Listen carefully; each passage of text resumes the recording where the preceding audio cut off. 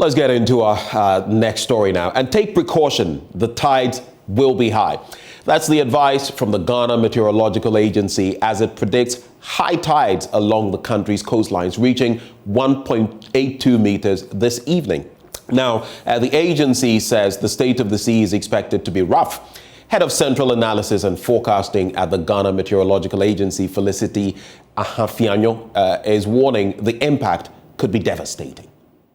Just selected areas, especially the East Coast, those around the Keta, Aflau, Adan, Akachi, these areas. But the West Coast for now is free, except that if you have a rainstorm that is moving, then they have a problem. But so far, the rainstorm before getting to their end is not active. So once we have the high tide, it brings in water onto the seesaw, whereby people's houses get flooded, and then maybe at times get things destroyed. So that is why this time around we are trying our possible best to inform so that they will take a decision that will be positive, so that the impact that we saw the last time will not happen.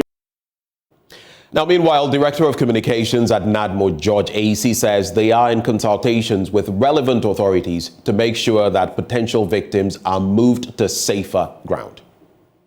Once we've got the prior notification from the Meteo Department, that is also going to help us to put our acts together and get the people out, so that in case, in spite of all the preparation and awareness or alert that we give them, if there's still some distractions, we will know how to manage that. It may be minimal, not as it happened in November and then last 2 weeks. We are hoping that we'll be able to communicate it as effectively as possible and get people to also pay heed to our call for them to move to safer ground. And that cooperation is always there, because definitely we'll get the district chief executive and the assembly people involved in these communications and then moving the people away.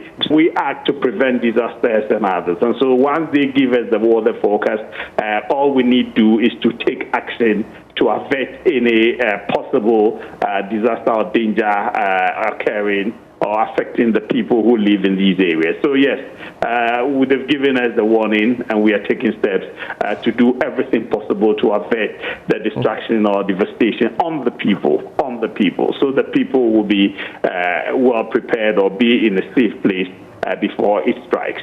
With the Shama one, we told you the people are willing now to relocate, but it's now up to the authorities to determine that they've concluded every agreement with the landowners for the people to move, and then settlement infrastructure will be put in place. We are yet to get the update on that.